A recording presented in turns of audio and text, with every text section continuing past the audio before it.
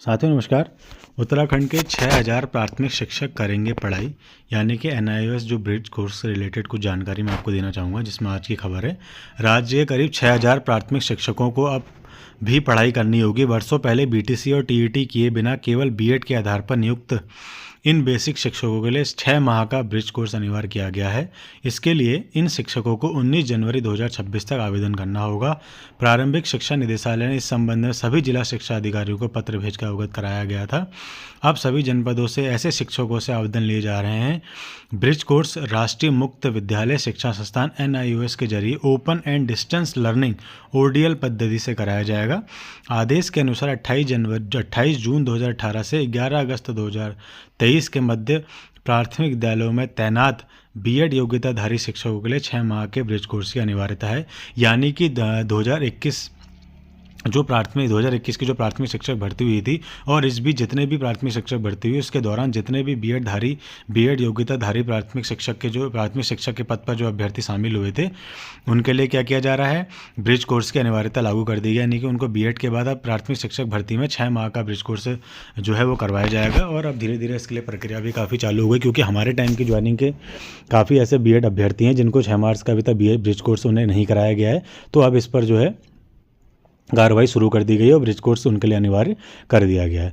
बाकी एक सूचना बहुत टाइम से मैं आप लोगों को बताना चाह रहा था, जिसमें चल रहा है कि उत्तराखंड की जो UP DLED की जो महिलाएं हैं उसके रिगार्डिंग एक सूचना मुझे मिली है, जिसमें बोला गया है कि उत्तराखंड में शादी के बाद बसी अन्य राज्यों की महिलाओं को शिक्षक भर्ती में आरक्षण का लाभ तो नहीं मिल पा रहा है, लेकिन कहीं ना कहीं उन्हें TET का लाभ मिलेगा। जैसे कि अगर वो UP की महिला है, उन्होंने TET वहाँ से उत्तीर्ण कर रखा है, UP से या अदर स्टेट से उत्तीर्ण कर रखा है, लेकिन अपनी कास्ट में उत्तीर्ण कर रखा है, तो वो उत्तराखंड की इस भर्ती में शामिल हो सकती है। क्योंकि ऐसा है कि यहाँ जब आप आएंगे तो आपको रिजर्वेशन जो कोटा है वो नहीं मिलेगा, लेकिन आपने जब टेट अपनी कास्ट में अगर अपनी कैटेगरी में अगर क्वालिफाई कर रखा है, चाहे OBC हो, चाहे SC हो, चाहे ST में अपनी कैटेगरी में अगर आपने उसमें पास कर रखा है, तो आप वैलिड माने जाएंगे। क्योंकि देखिए, आपने अगर CTET या UTET अगर आपने CTET वहाँ पर क्वालिफाई कर रखा है, तो कहीं ना कहीं उसमें वैलिड तो लिखा होगा ना कि आप जो है इसमें TET उत्तीर्ण हैं।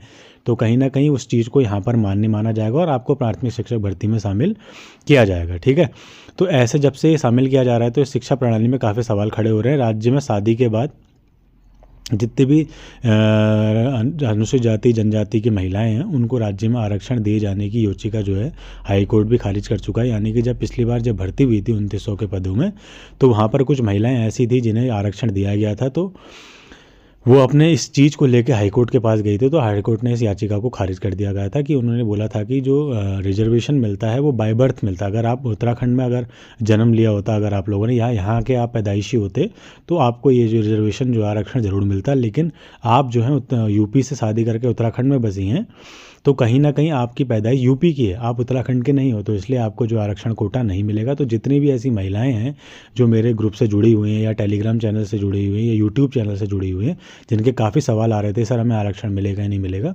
तो ऐसे लोगों को आरक्षण नहीं मिलेगा। उन्हें सिर्फ ये हो सकता है, उनके लिए जो उन्होंने अपनी कैटेगरी में टेट क्वालिफाई कर रखा है, तो आपको इसके रिगार्डिंग आपको इसमें शामिल कर लिया जाएगा। लेकिन आप अपनी कैटेगरी में काउंट नहीं होंगे, आप जनरल से फाइट करेंगे। ठीक है, यानी कि आपके जो गुणांक बन रहा होगा या आपका जो टेट क्वालिफाई करके सब कुछ बन रहा होगा, तो आप कहीं ना कहीं जनरल में फ़ाइट कर रहे होंगे, आप अपनी कैटेगरी में फ़ाइट नहीं कर रहे होंगे। ठीक है, और जनरल में आप देख रहे हैं तो गुणांक काफ़ी अच्छा जा रहा है, क्योंकि कई अभ्यर्थी ऐसे हैं जिनके 120 से ऊपर, काफ़ी लोगों के मैंने जब मैं लिस्ट चेक कर रहा था एक्सेल सीट में, तो मैंने ऐसे लोगों को देखा जो 120 से ऊपर काफ़ी लोगों के नंबर थे, और 110 में उससे और दुगने नंबर हैं। यानी कि अगर 120 में अगर 300 लोग हैं, तो कहीं ना कहीं 110 से ऊपर वालों में 400-500 लोग हैं।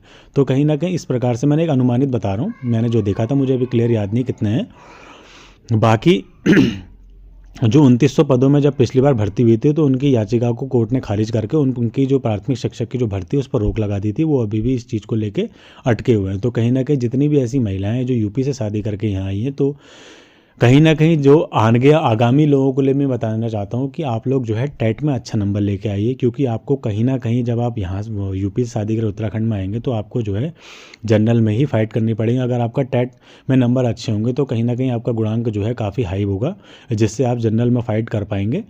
तो ऐसा अभ्यर्थियों के लिए मैं यही सूचित करना चाहूँगा कि आगामी जितने भी लोग हैं जो अभी DLED कर रहे हैं UP से, और और वो तैयारी कर रहे हैं कि उत्तराखंड में प्राथमिक शिक्षक भर्ती में शामिल होने के लिए, जिनका मूल उत्तराखंड का है, तो कहीं ना कहीं आप टेट में अच्छे नंबर लेके आइए। डीएलएड में तो बाकी वो यूनिवर्सिटी डिपेंड करती है कि आपको कितने नंबर मिलने चाहिए। बाकी देखते हैं क्या होता है इसके बाद। और बाकी एक चीज़ मैं और आपको बता दूँ कि जितनी भी ऐसी महिलाएं हैं महिलाएं का जितने भी ऐसे एनआईओएस के जो अभ्यर्थी हैं जो बागेश्वर की भर्ती में शामिल हुए थे, जो छठी काउंसलिंग बागेश्वर में हुई थी, उसमें जो लिस्ट देखी गई थी उसमें बोला गया था कि कई अभ्यर्थी ऐसे हैं जो 2019 से पहले जिनका टेट उत्तीर्ण है, करीबन 500 या 502 ऐसा चल रहा है कि 502 अभ्यर्थी ऐसे हैं जिनका जो है टेट क्वालिफाइड जो है वो 2019 से पहले का है। तो कहीं ना कहीं उनको भी इसमें शामिल करने से मना किया जा रहा है, ऐसा सुनने में आ रहा है। अब देखते हैं कितने ऐसे अभ्यर्थी हैं कितने अभ्यर्थी हैं जिन्होंने इस बार की भर्ती में भी अपना फॉर्म दायर कर रखा है और आवेदन करा है। तो देखने वाली बात है कि काउंसलिंग प्रक्रिया में उनको लिया जाता है नहीं लिया जाता है, क्योंकि कहीं ना कहीं ऐसी बात कही गई थी कि अगर जो एनआईएएस डीएलएड वाले हैं उनका जो टेट होना चाहिए वो 2019 से पहले का नहीं होना चाहिए, ये अनिवार्यता ख़त्म कर दी गई थी। तो जितने भी अभ्यर्थी हैं जिन्होंने इस प्राथमिक शिक्षक भर्ती में जो है चल रही है अभी वर्तमान में, इसमें अपने पद या आवेदन कर रखे हैं, तो काउंसलिंग प्रक्रिया में जब वो काउंसलिंग कराने जाएंगे तो देखने वाली बात होगी कि इनको वहाँ पर लिया जाता है या फर्दर क्या एक्शन लिए जाते हैं, वो देखने वाली बात होगी।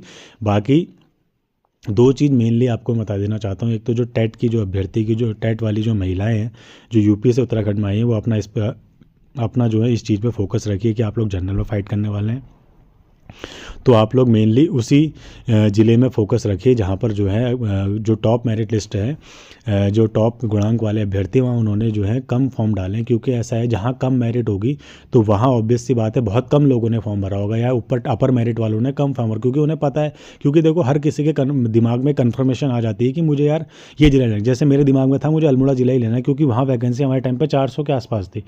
चंपावत जैसे मेरा अपना जिला है, तो मुझे पता था वहाँ मेरा नंबर नहीं आना है, क्योंकि वहाँ जो है कट ऑफ कर दिया, जबकि मेरा 83 गुणांक था। इसके बावजूद ही मैंने सोचा कि मेरा नंबर नहीं है, कि और मेरा नंबर वहाँ तीसरी चौथी काउंसलिंग में नाम आया था, तब तक मेरा अल्मोड़ा में हो चुका था दूसरी काउंसलिंग में। तो कहीं ना कहीं ऐसा भी होता है, लोगों को पता रहता है कि यार मेरा जो है इस ज़िले में जो है चांसेस हैं आने के, तो मैं इस ज़िले में फॉर्म नहीं भरता हूँ। तो जो टॉप मेरिट लिस्ट होगी, टॉप मेरिट के जो गुणांक वाले होंगे, उन्होंने लगभग 10 के 10 जिलों में फॉर्म नहीं भरा होगा, मान के चलिए उन्होंने 7-8 जिलों में फॉर्म भरा होगा, बाकी 2-3 जिले उन्होंने छोड़े होंगे। तो वहाँ पर आप लोग जो है अपनी काउंसलिंग कराइए अगर आपका नाम आता है पहली काउंसलिंग में।